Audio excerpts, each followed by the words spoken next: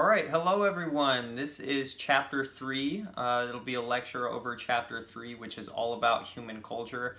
I'm really excited to do this one. This one's a little bit more light. The last one was a little bit more gloomy, so it'll be a good time. Ralph Linton in your book said culture is defined as the sum total of knowledge, attitudes, and habitual patterns shared and transmitted by members of a particular society. Culture is the way of life for a group of people, what they're thinking, feeling, and doing.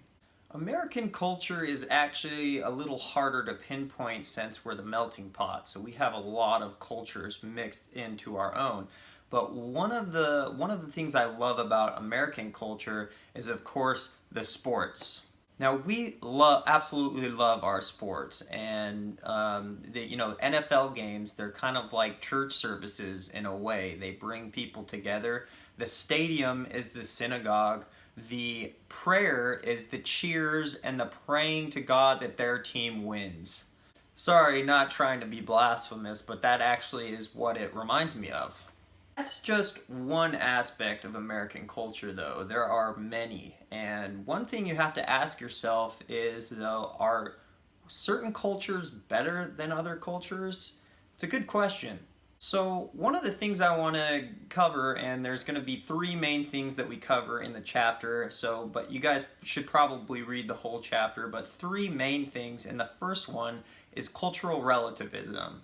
Cultural relativism is the notion that each society structures its own set of moral, ethical, and cultural beliefs and behaviors, and that there is no absolute standards for such beliefs and behaviors. So there's a couple deep questions that you need to ask yourself when talking about cultural relativism. And one of those questions is, are some cultures better than others? Second would be, do other cultures have the right to infringe upon other cultures that they deem evil? And lastly, the last question you should ask yourself is evil just a relative concept that cultures hash out on their own?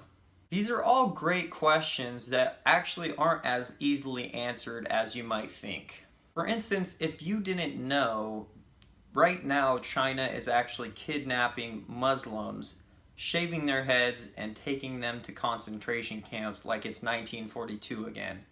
North Korea, which is one of the most oppressive, authoritarian regimes that we've ever seen, if a politician or a leader dies and the people of the land don't cry hard enough, they'll suddenly just disappear. Or some African tribes still practice the horrific tradition of female genital mutilation. Are these cultures entitled to these actions because they deem what's good and evil in their own society? It's a good question. If you say yes, then you're, by definition, a cultural relativist. If you say no, that there is an objective, truthful way of hashing out what is good and what is evil, does that give a country the right to come in and take over the culture that they deem evil? If you think that they do have that right, then what if a country that's bigger and more powerful than ours deem what we practice as evil, and they come in and take over it because they think they have the right to? You see where it gets a little sticky. That's why I think humans can't and shouldn't make up their own values and morals, because trust me, you don't want humans making that call. And so that's where God comes in and is very handy. You want something higher than a human to be making those calls. But the problem with that is not everybody believes in the same God. So when you're thinking about cultural relativism, these are the questions that should pop up in your mind. And that's about it for cultural relativism. And the second thing I want to talk about, though, is symbols. People all over have different symbols, and here, in our culture, it's the cross is our main symbol, or should be. But the one that I want to focus on, that probably many of you don't know as much of, is the yin-yang symbol. Every culture has symbols that they use to reveal and remind them of the deeper meaning in life. And so the ancient Chinese came up with this really, really awesome symbol. The yin-yang symbol carries deep, deep meaning within it. And it's predicated on the idea that being is partly the known, which is symbolized in the white paisley, and the unknown, which is symbolized in the black paisley. And the right place to be is actually in the middle, so you are a well-balanced person. So this idea is actually mirrored in our neuroanatomy, and what I mean by that is neuroscientists actually believe that one hemisphere of our brain is equipped to deal with what is known, and the other hemisphere in our brain is equipped to deal with what is unknown. And I just think that's ridiculously cool. Another way to conceptualize it is order and chaos, and you don't want to just be one or the other. You want to be on the border between order and chaos. So I'll explain that after I explain the little dots in each paisley. So the black dot in the white paisley signifies that chaos is always lurking, no matter how orderly, no matter how put together you are. And an example of that would be, you're doing everything right in your life, you got everything figured out, you got a job, a wife, some kids, but then you go to the doctor's appointment and you find out you have cancer. That's that little chaos that's always lurking. Harry Potter is actually a really good example of this, and if you didn't know, I love those books. But anyways, Harry, it's no mistake that Harry has a little bit of Voldemort inside of him. So Harry is the hero, but he can talk to snakes, he has a connection with Voldemort. And so what that means is he has that little chaos even though he's the hero.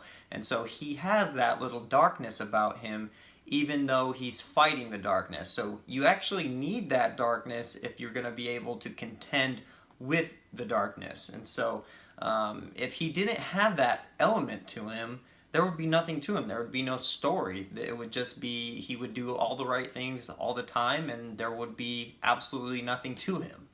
Now, conversely, the little black dot in the white paisley, it symbolizes the light in the middle of the darkness, the light at the end of the tunnel. And a good example of this would be Darth Vader. So you see Darth Vader at the end of Return of the Jedi. By the way, I love Star Wars too. I'm a nerd. But at the end of Return of the Jedi, what happens is Luke sees that little bit of light still in Darth Vader, and so what ends up happening is he converts over to the light side, and so that's a good example of the little bit of order in the midst of chaos. Star Wars actually does a really good job of using the Taoist symbolism in the Force, and so there's a dark side and a light side to the Force as we see in Star Wars, and so I think that's pretty cool as well. George Lucas actually borrowed a lot of his ideas from one, Jungian psychology with the shadow, and also the Taoist symbolism. And so if you think about it, the right place to be is between order and chaos. And what I mean by that is if you're too chaotic of a person, you're manic, you're messy, you're dirty, what else? You're disorganized, you're confused. But a person that's too orderly is stagnant. He's too conservative. He's like that person that buys new shoes and never takes out the shoes out of the box because he's afraid to get them dirty. And so the shoes actually end up being of no use to him. So the proper way to be is a balance. You want chaos and order integrated into yourself so that you can use them at the proper time. And I'll go back to my Harry Potter example. So in the first book, if one of the themes running through the Harry Potter books is Harry and his friends are always breaking rules.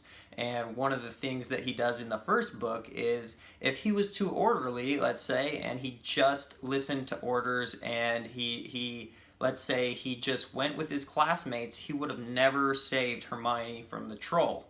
And sorry if you've never read or seen Harry Potter, I'll use some more examples, trust me. So one of the most powerful themes about those Harry Potter books is that Harry breaks rules in order to be heroic. He doesn't stay stagnant. He has that little chaos about him that says, you need to move and you need to move now. And so you repeatedly see him breaking rules so that he can save and restore order through that little bit of chaos in him.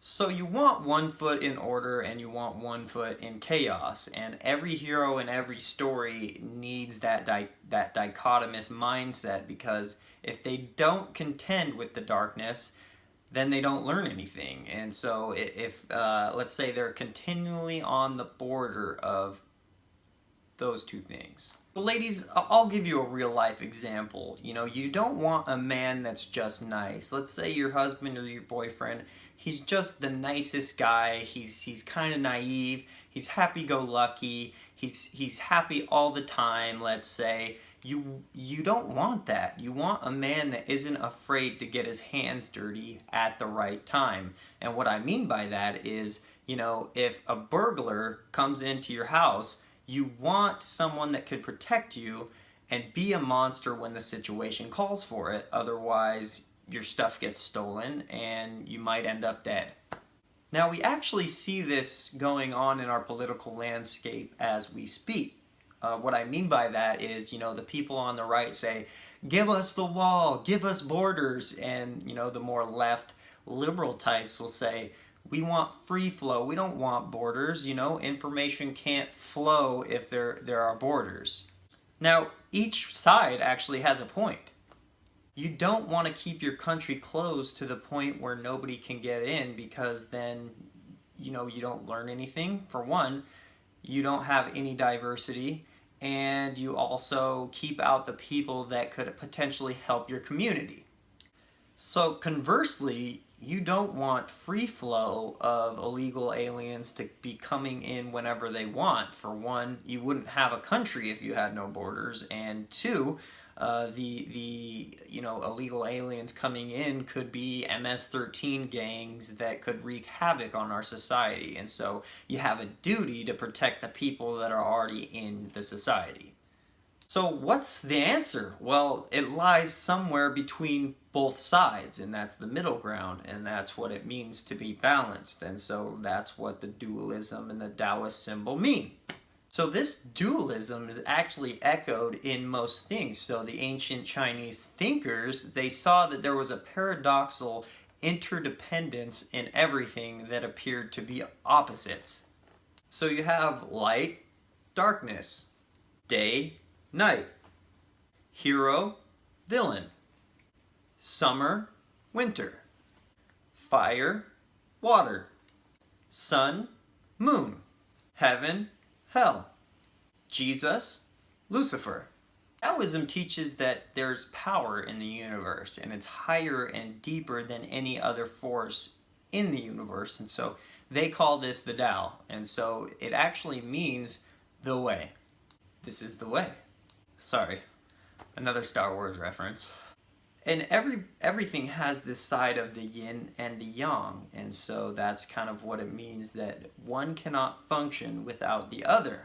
Now, I've barely scratched the surface of what the yin-yang symbol means, but you kind of get the idea, and it's kind of crazy because all that information is packed into one little symbol, and so that symbol is supposed to reveal deeper meaning to you when you see it, and so all that is packed into this one little tiny thing.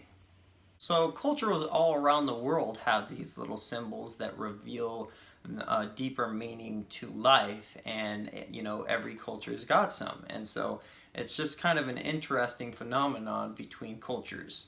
Okay, so the last thing I want to touch on this chapter is what's called ethnocentrism, and I'll just read the definition to you guys. And that's the term that refers to an attitude asserting that the values and norms of one's own culture are superior to those of another culture. An example of that is how Westerners see the sacred cow of India. So to a Westerner, this is a little weird to us, because why would a cow be sacred necessarily? So you have that judgment already preconceived, because that culture, it seems a little far-fetched to you because it's so different from your culture. Now, our culture does worship in other ways because, you know, McDonald's and the obesity epidemic that we are seeing now. It's not the same thing though. India is a very poor country and they just let these sacred cows roam freely and everywhere. It blocks traffic. Like, isn't this a little bit of an irrational idea? There's poop literally everywhere. But once you take a closer look as to why they deem the cow as sacred, you get an idea of the deeper meaning held within. So when you take a closer look, you actually begin to see that that crap is collected. Why would they collect crap? Well, the methane is actually used for fuel, and the leftover stuff that they don't use for fuel is used for fertilizer. The cows are also milked for protein, and it's a good source of food in a poor country. A roaming cow is actually a good substitute for a refrigerator. In a poor country, not everybody has access to a refrigerator, so it keeps the milk fresh.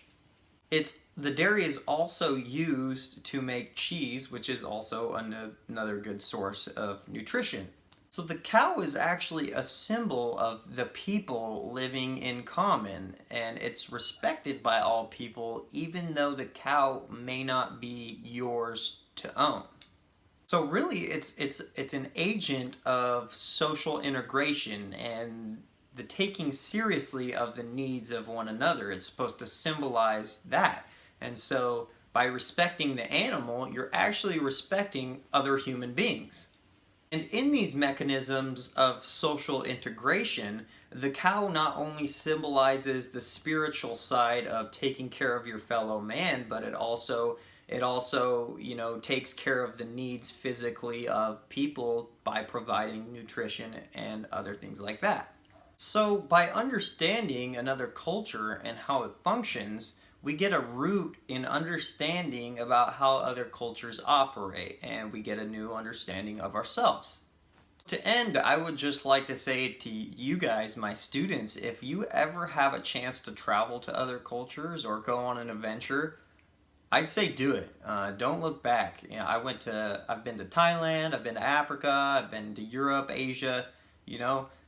Those experiences taught me so much about other cultures, but it also gives you an appreciation for the culture that you live in. Because once you're away, you kind of miss the culture that brought you up. And so, take that chance if you guys ever have the chance to go travel. Opens your eyes to the world, and it gives you deeper understanding and wisdom of your culture and others. So there's a lot more in chapter 3. Those were just the 3 terms I wanted to focus on that I thought were the most interesting. Just read chapter 3. It'll give you a good idea of other cultures, and I actually really thought the chapter was pretty interesting. So anyways, thanks for hanging out, guys. This was probably my most fun one because I got to talk about Harry, Star Wars, other cultures, traveling, and so yeah, thanks for hanging out.